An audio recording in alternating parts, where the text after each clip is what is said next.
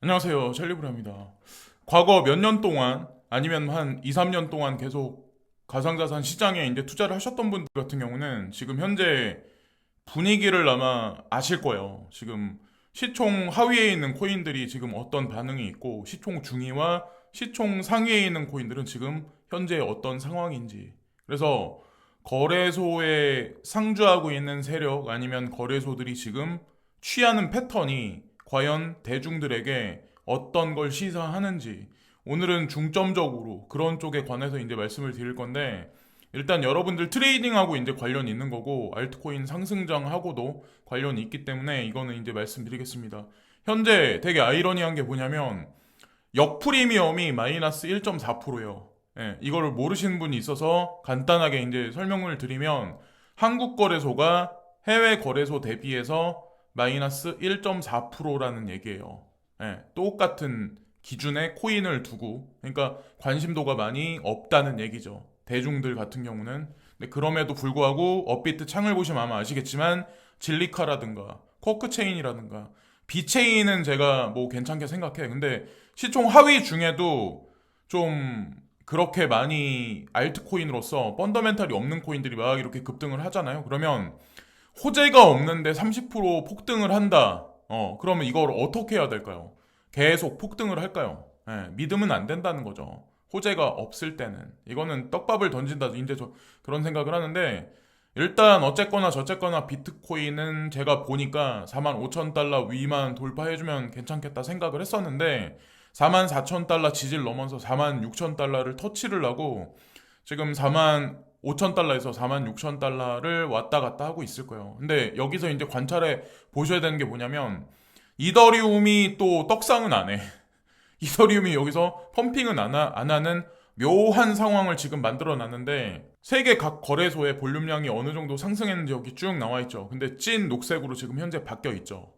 지금 상황 여기 보시면 그래서 긍정적으로 흘러가는 건 좋은데 일단 이더리움이 극상을 해서 좀 어느 정도 상승해줘야 좀 안전빵 위주로 돌아가거든요. 그래서 오늘도 찰리형 시청 감사드려요. 구독, 좋아요 부탁드려요. 지금 현재 돌아가는 거래소의 메커니즘을 보시면 아마 아시겠지만 로우캡 마켓에 있는 코인들 있죠.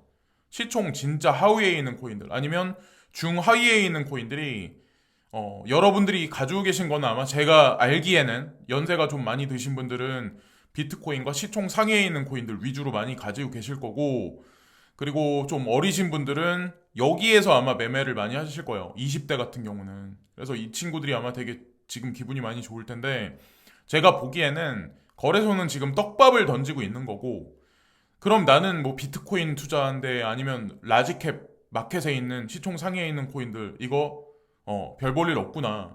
사람은 시세가 상승하는 거에 확신을 가져요. 그러면 내가 여기서 흔들리다가 이거 별 볼 일 없구나 한 2, 3일이 계속 이런 추세가 나오면 사람이 흔들리다가 결국엔 이거를 손절하고 이쪽으로 넘어간다고요. 그러면 어떤 상황이 있냐? 그러면 로우캡 마켓에 지금 막 펌핑하는 코인들 있죠. 그걸 또 폭락을 시켜. 그리고 나서 얘네들을 올리는 거죠. 얘네들이 올라가야 진정한 알트코인 상승장이 되는 거예요. 그래서 사실은 작년에도 마찬가지고 재작년에도 마찬가지고 먼저 시총 하위에 있는 코인들 위주로 조금 펌핑을 돌려서 순환매로 시켰다가 나중에 이 친구들로 넘어와요. 에너지 파동이. 그래서 향후 벌어질 장세가 만약에 알트코인 상승장이라면 그렇게 될 확률이 높고 뭐 지금 현재 상황을 보고 저는 이제 뭐 목소리 들으면 아시겠지만 코인에 진심인 사람이고 코인에 뭐 전심 전력을 다 하는 사람이에요. 처음에 예전에 이제 투자할 때부터 지금까지도.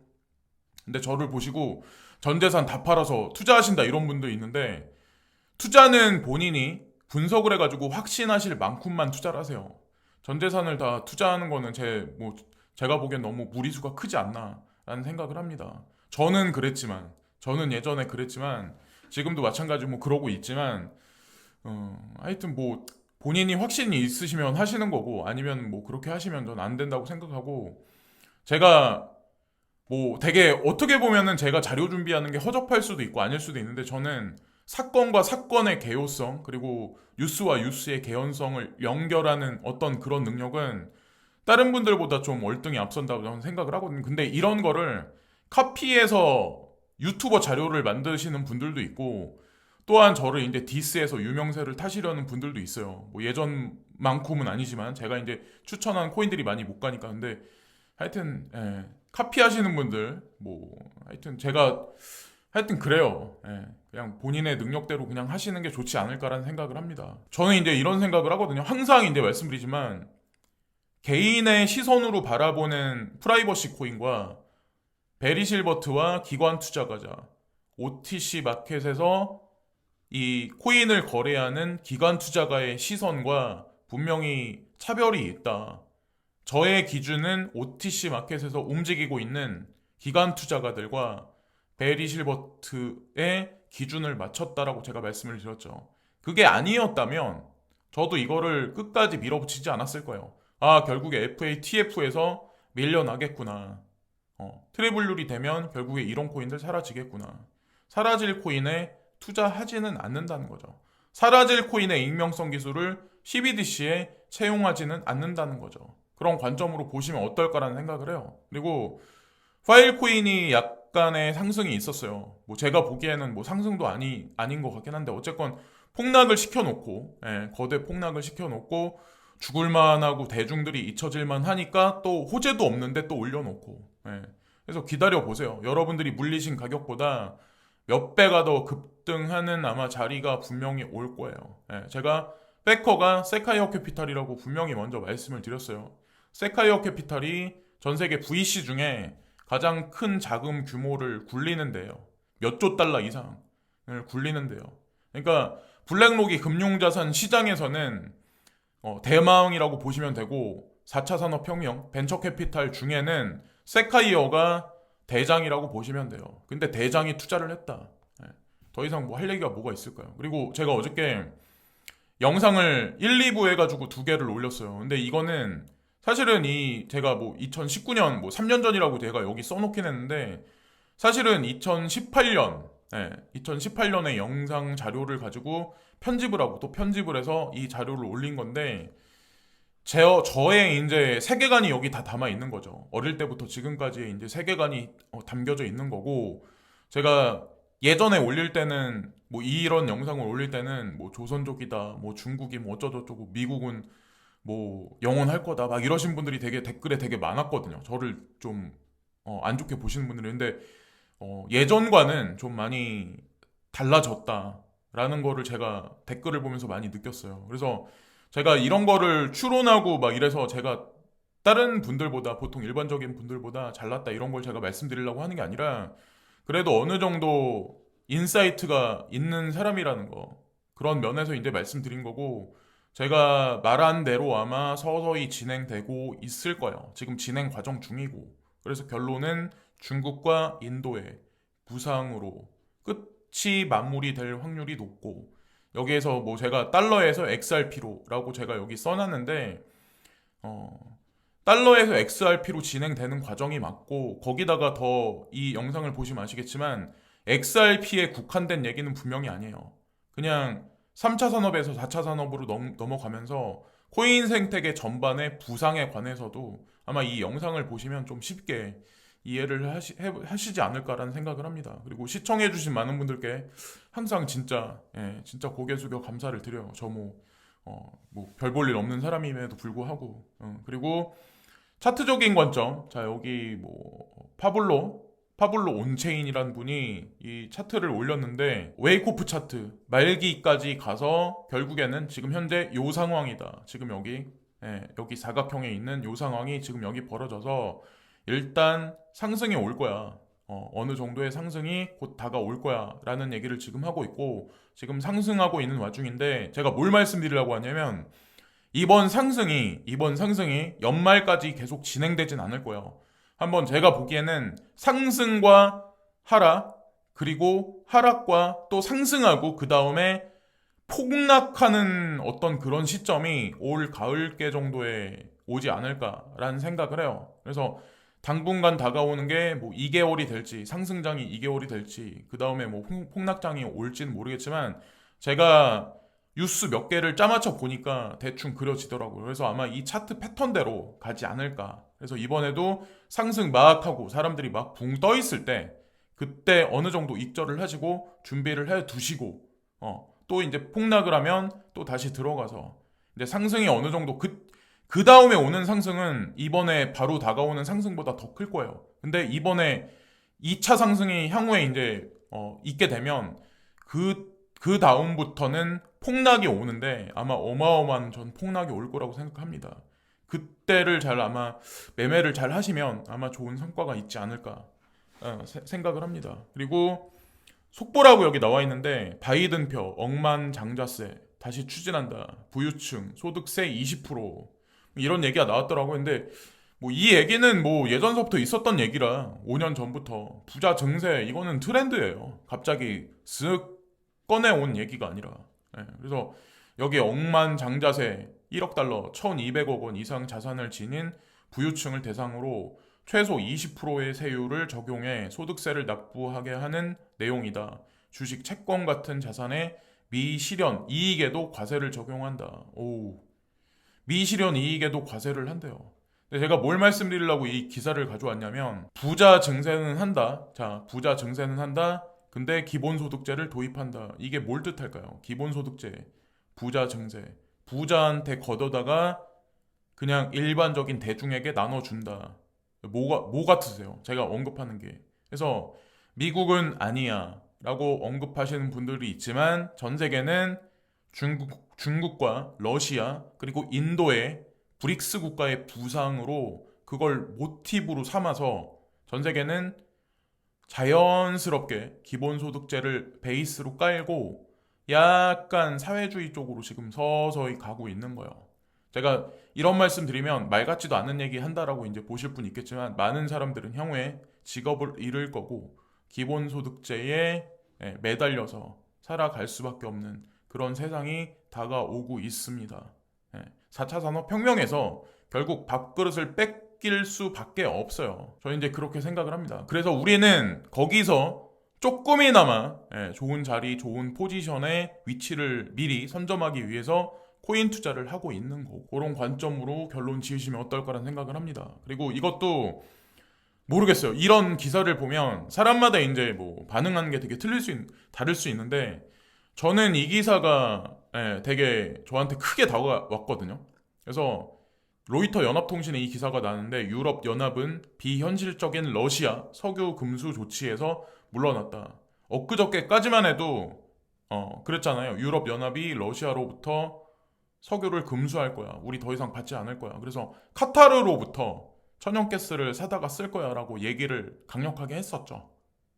우리는 그리고 뭐 나토에 의해서 러시아는 몰락할 거야. 막 이렇게 서방 어떤 미디어에서는 계속 그렇게 나왔죠. 결국에 꼬랑지 내렸잖아요. 율라프 숄츠 총리는 이번 주 독일 의원들에게 러시아의 화석 연료에 대한 즉각적인 금수 조치는 러시아와 유럽 전체를 침체에 빠뜨리는 것을 의미한다. 꼬랑지 내렸다. 그리고 전 세계 원유 수출 수입 관계에서 최대 거래량이 미국과 캐나다래요.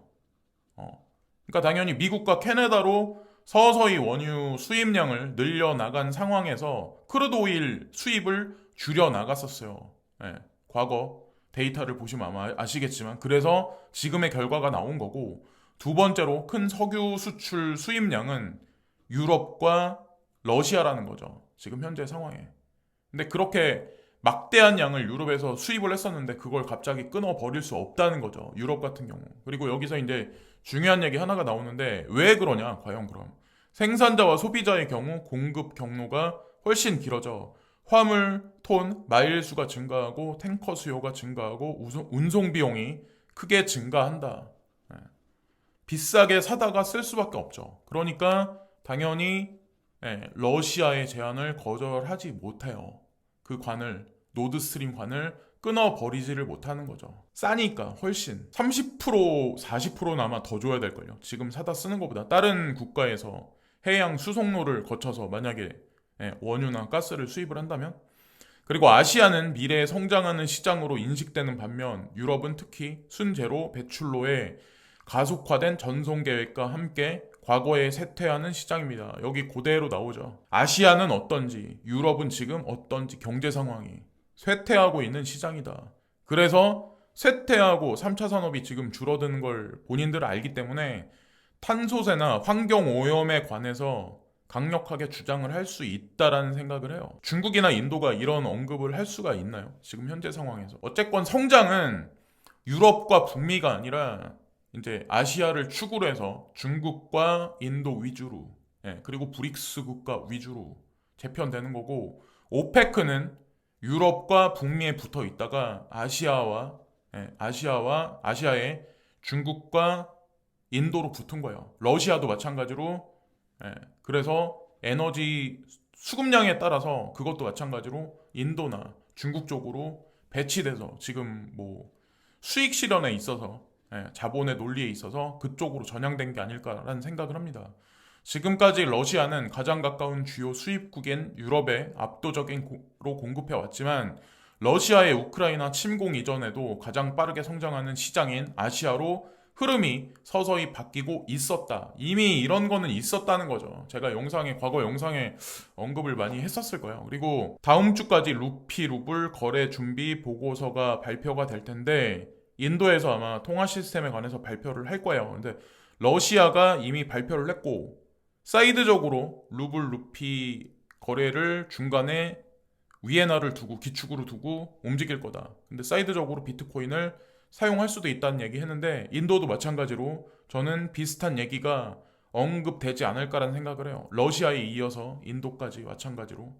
그럼 아마 시장에 다음 주 들어서, 이번 주 들어서 아마 재미난 일들이 많이 나타날 가능성도 있고, 러시아가 5월 9일 전승절까지 우크라이나 분쟁을 끝내려고 할 거다. 그래서 5월 9일 분쟁 종식이 만약에 된다면 4월 달에 이어서 5월 어느 시점까지 지속적으로 알트코인, 코인 시장 상승장이 연이어서 벌어지지 않을까라는 생각을 해요. 금융시장 전반에 가장 큰 악재이며 가장 큰 호재일 수가 있는 게, 사실은 금리 인상한다는 얘기보다 이 분쟁의 종식이죠. 사실은 이 분쟁의 종식. 일단은 이게 분쟁이 종식되면 1, 2분기까지는 아마도 어느 정도 그게 되는 거고, 2, 3분기에 우리가 원하지 않는 그런 게 발생될 가능성이 있는데, 그건 나중에 말씀드리고, 그리고 두바이에서 바이낸스 블록체인 위크 컨퍼런스가 이제 개최되는데,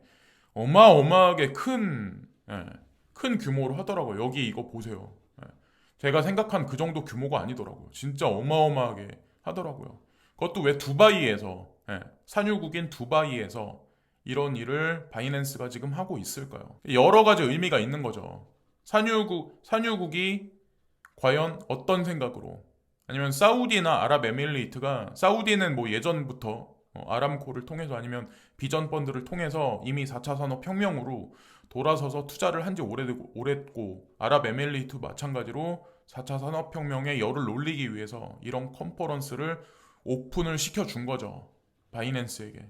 자, 여러 가지 의미가 있어요. 사실은 코인베이스 커스터디에 3개나 되는, 여기 보면은 제가 빨간색으로 표시를 해놨는데, 셀이 이것도 셀시우스 거래소 코인이고, 이거는 CERO도 크로노스라고 지금 하나요? 그러니까 이것도 마찬가지로 크립토닷컴 거래소 코인이죠. 그리고 넥소라는 거래소를 XRP 투자하시는 분들은 많이 사용하실 텐데, 이게 다 여기 코인베이스 커스터디에 올라갔다라고 하더라고요. 그래서 거래소 WRX가 됐건 거래소하고 관련돼 있는 코인들에 투자하시는 분들은 BNB를 바라보시면서 장투로 투자를 하시면 아마 좋은 결과가 향후에 아마 분명히 있을 겁니다. 왜냐면 이 시장 자체가 확장되고 있는 거지 축소되는 건 절대 아니거든요. 그런 관점으로 보시면 어떨까라는 생각을 해요. 그래서 여기까지 오늘 영상의 내용은 마치겠습니다. 그래서 시총 하위에 있는 알트코인들로 이제 떡밥을 살살 이제 던지고 있는데, 떡밥을 물지는 마시고 그냥 알트 상승장을 유도하기 위해서 지금 거래소와 세력들이 지금 서서히 워밍업 단계를 준비하는 게 아닐까, 이런 관점으로 시장을 좀 바라보시면 어떨까라는 생각을 합니다. 오늘도 지금까지 시청해주신 많은 분들께 고개 숙여 감사합니다. 항상 좋은 댓글 달아주시고 그래가지고 항상 감사드려요. 감사합니다. 오늘도 찰리형 시청 감사드려요. 구독, 좋아요 부탁드려요.